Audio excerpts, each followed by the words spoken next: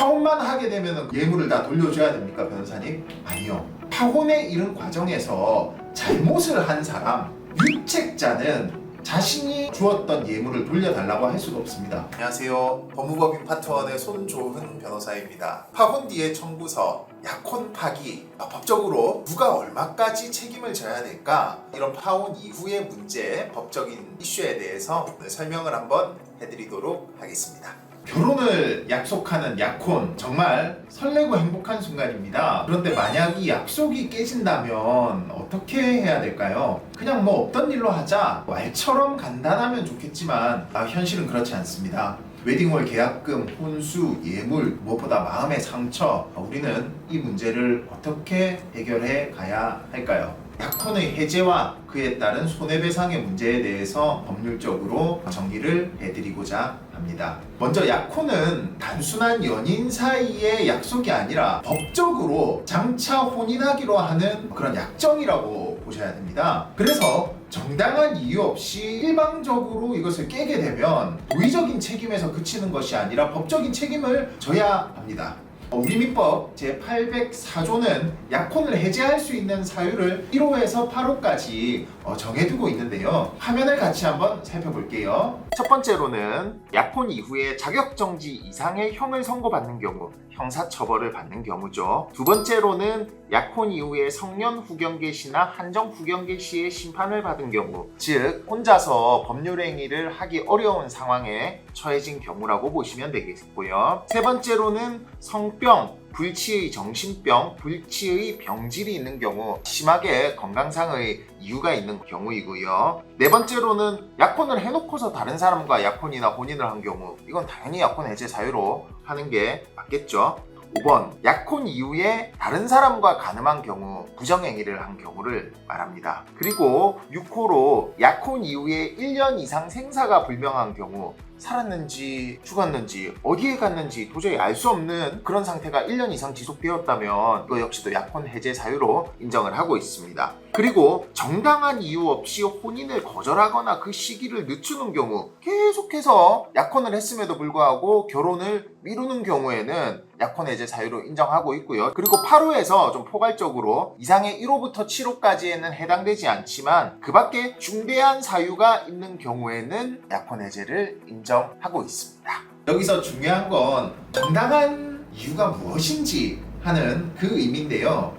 사정이 다 다르기 때문에 판례에 비추어서 그 부분은 설명을 드려야 될 것 같아요. 법원은 양가 부모님과 상견례까지 마치고 결혼식장까지도 예약을 한 상태에서 특별한 이유 없이 일방적으로 혼인을 거부했다면 그것은 정당한 이유가 없다고 보고 손해배상 책임을 인정하고 있습니다. 하지만 단순히 상대방이 저시력으로 1급 시각장애인이라는 이유만으로는 약혼을 해제할 수 있는 사유가 되지 못한다고 법원은 본 판례가 있습니다. 사회통념상 이 정도 사유가 약혼을 해제할 수 있는 정당한 사유가 될까? 그것이 아니라면은 정당한 사유가 인정되기는 어려울 것 같습니다. 파혼의 책임, 결국 손해배상의 문제로 귀결이 되는데요. 상대방의 잘못으로 인해서 파혼에 이르게 됐다면 어떻게 손해를 배상받을 수 있을지 한번 살펴보겠습니다. 우리 민법 806조에 따르면 과실이 있는 상대방에게 재산상 손해와 정신적 고통에 대한 손해, 위자료를 청구할 수 있다고 규정이 되어 있습니다. 여기서 재산상 손해는 말 그대로 약혼을 준비하면서 들어갔던 비용입니다. 웨딩홀, 스튜디오, 드레스, 메이크업, 그리고 신혼집을 마련하는데 투입된 비용, 혼수 준비 비용 등이 모두 포함될 수 있습니다.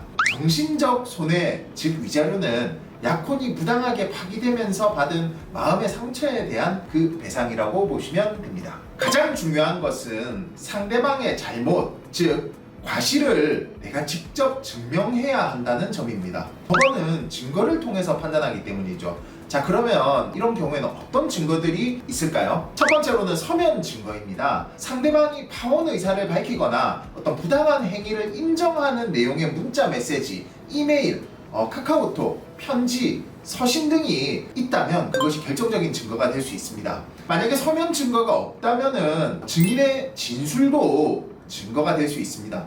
약혼이 결혼에 나아가지 않고 파기에 이른 경위를 잘 알고 있는 양가 부모님을 비롯한 가족, 친지들, 그리고 친구들의 증언, 그 외 지인들의 증언도 증거가 될 수 있는데요. 보통은 신분증을 첨부한 사실 확인서의 형태로 증거로 많이 제출이 되게 됩니다. 그리고 요즘은 사실 확인서가 아니더라도 통화 녹음을 녹취록으로 만들어서 증거로 제출하는 경우도 대단히 많습니다.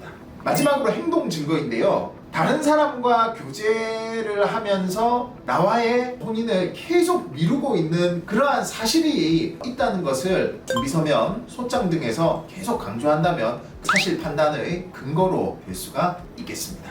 그리고 이런 손해배상 청구의 주체는 약혼의 당사자뿐만 아니라 마음의 상처를 입었던 부모님도 그 당사자가 될 수가 있습니다. 우리가 결혼을 약속하면서 선물을 주고받는 경우, 이를테면 비금속, 반지, 귀걸이, 고가의 시계, 그런 것을 주고받는 경우가 많은데요. 이런 경우에 현실적으로 그 예물을 그러면 돌려받을 수 있을지 알아보겠습니다. 이런 경우에는 상황을 두 가지로 나누어서 살펴봐야 되겠습니다. 첫 번째, 결혼을 하기 전에 파혼을 한 경우입니다. 결혼식 올리기 전에 파혼한 경우에 우리 법원은 약혼 예물의 법적 성질을 우리가 결혼을 하지 않게 된다면 서로 돌려주기로 하는 조건이 붙어있는 선물이다 라고 이해하시면 가장 정확할 것 같습니다. 따라서 결혼 전에 파혼이 된다면 결혼이라는 조건이 이루어지지 않았으니 서로 주고받았던 예물은 돌려주는 것이 맞다고 보시면 되겠습니다. 그런데 또 예외가 있습니다. 파혼만 하게 되면 예물을 다 돌려줘야 됩니까, 변호사님? 아니요. 파혼에 이른 과정에서 잘못을 한 사람, 유책자는 자신이 주었던 예물을 돌려달라고 할 수가 없습니다. 자, 두 번째, 결혼을 했는데 헤어지게 된 경우입니다. 우리는 이런 경우를 이혼이라고 합니다. 일단은 혼인이 성립이 되었기 때문에 원칙적으로는 예물을 반환해달라고 할 수가 없습니다. 그런데 이런 원칙만 너무 강요하다 보면 부당한 결과가 될 수가 있죠. 그래서 이런 경우에도 혼인 기간이 아주 짧았던 경우에는 예물을 반환해 줘야 된다고 하고 있고요. 혼인 생활을 계속할 의사도 없이 약혼 예물이 너무 탐이 나서 결혼에 이른 경우, 그런 경우에는 비록 결혼이 성립되었다 할지라도 진정한 혼인 의사는 아니었기 때문에 반환이 인정된다 라고 보고 있고요. 마지막으로 사기 결혼의 경우입니다. 질병이 있는 것을 감추었거나 형사처벌을 받는 상황이라는 것을 감추었거나 한다면 그것은 사기 결혼이라고 볼 수도 있고, 그런 경우에는 예물의 반환이 허용된다고 보시면 되겠습니다.